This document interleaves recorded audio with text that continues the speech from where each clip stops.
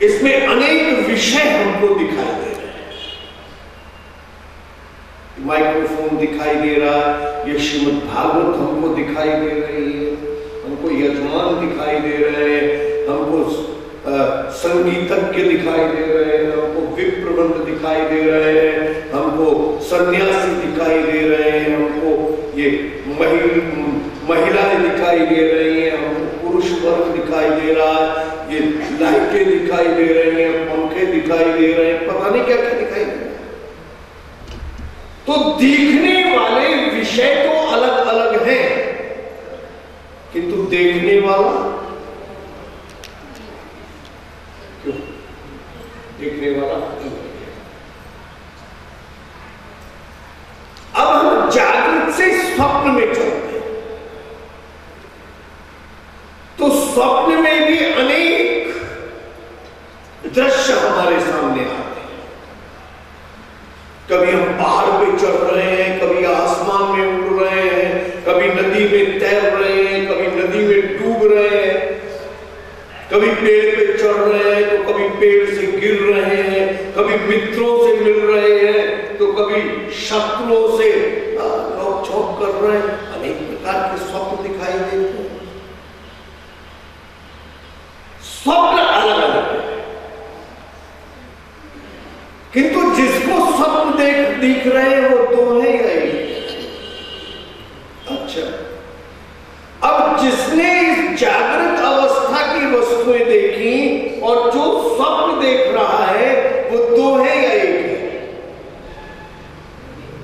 स्वप्न कोई और देख रहा है और इस समय में कोई और देख रहा है? नहीं, इस समय जो हमें विभिन्न दृश्यों का परिचय करा रहा है, स्वप्न में भी वही है। स्वप्न से आगे हम सुषुप्ति में पहुंचे, गहरी नींद की अवस्था में, और जब हम गहरी नींद की अवस्था में पहुंचे तो हमें और कुछ भी पता नहीं लगा। प्रातःकाल उठे और उठकर कहा गहरी नींद आई, मीठी नींद आई, पता भी न चला रात कब बीत गई, किसको पता नहीं चला।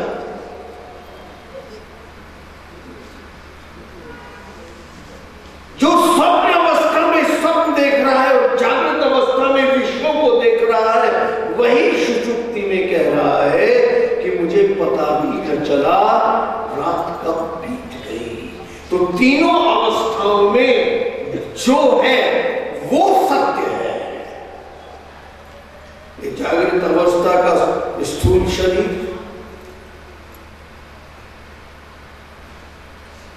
स्वप्न अवस्था का सूक्ष्म शरीर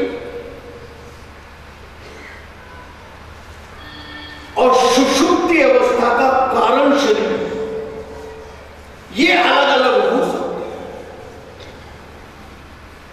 किंतु जो इन तीनों अवस्थाओं का अनुभव कर रहा है वो एक है, उसमें कोई परिवर्तन नहीं आया, उसमें कोई परिवर्तन नहीं आया। तो जिसमें परिवर्तन नहीं आया वो सत्य है, और जिसमें परिवर्तन आ रहा है वो मिथ्या है।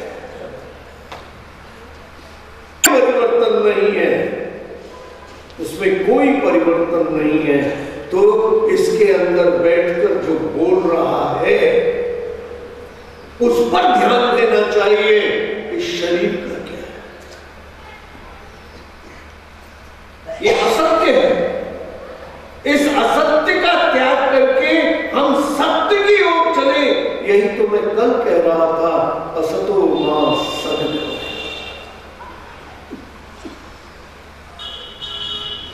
मंगलाचरण में गायत्री, सृष्टि और ब्रह्म सूत्र का सार आ जाता है। भगवान ही सृष्टि करता है।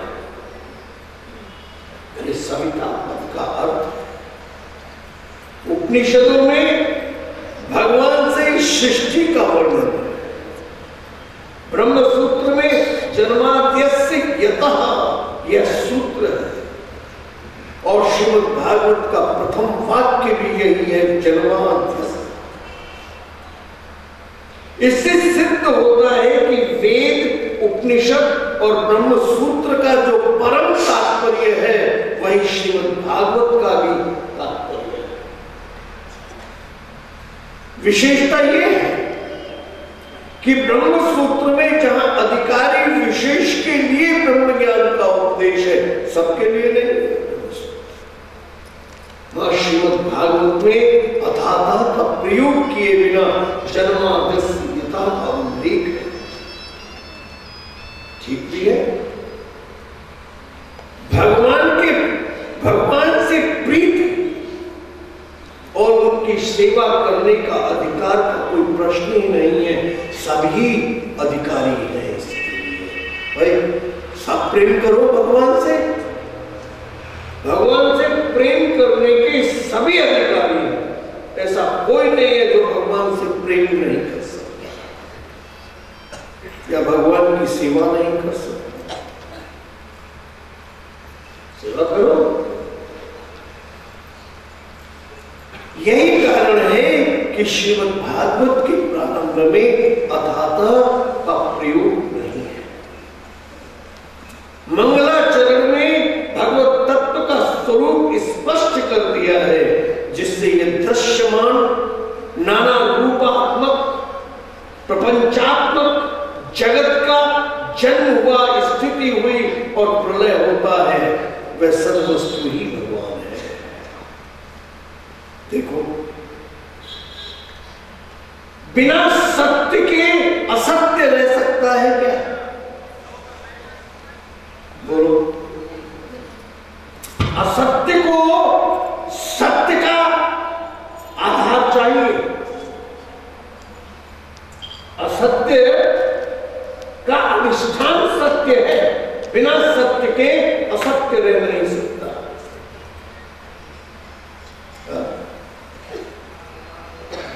एक बच्चा सिनेमा देखने गया। घर देर से पहुंचना स्वाभाविक था। पिताजी ने पूछा कहां गए थे?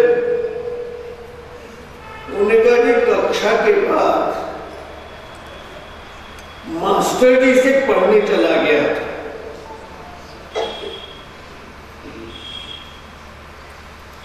अब उस दिन क्या हुआ, मास्टर जी घर आ गए।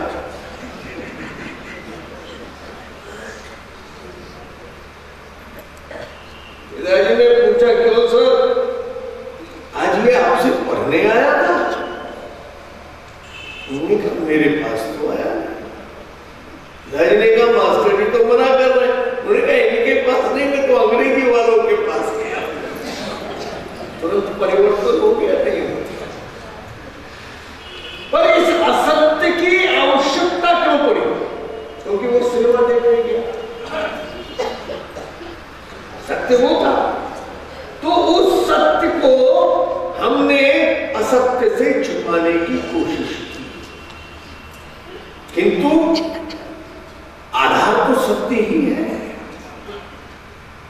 ठीक इसी प्रकार से इस जगत का आधार भगवान है।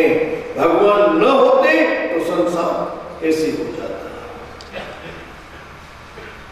देखो,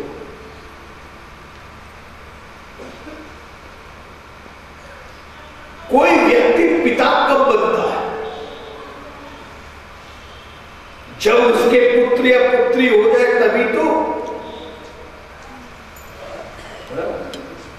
जिसके ना पुत्र है ना पुत्री है वो पिता हो सकता है?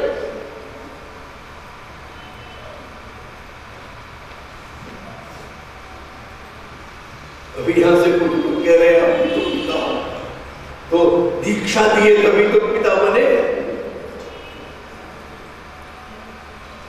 आधार पिता का कब है? जब कोई उनको पिता कह के पुकारे तभी तो पिता है, नहीं तो क्या? तो पिता कब बने? जब पुत्र उत्पन्न हो गया तभी तो पिता बने।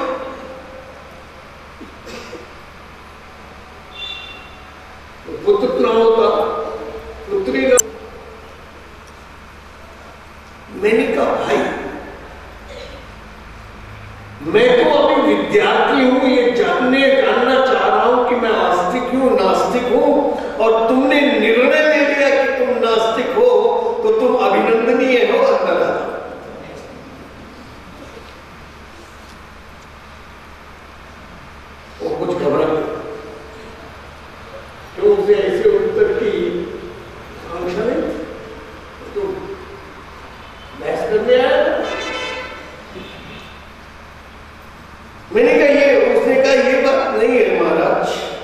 कि मैं निर्णय ले लिया। मैंने कहा फिर क्या बात है? उन्होंने कहा मैं ईश्वर को नहीं मानता, इसलिए नास्तिक कह रहा हूं अपने आप।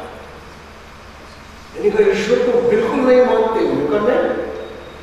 मैंने कहा तब तुम्हारा अभिनंदन करना पड़ेगा, तो निश्चित अभिनंदन करना पड़ेगा। उसने कहा महाराज ईश्वर को न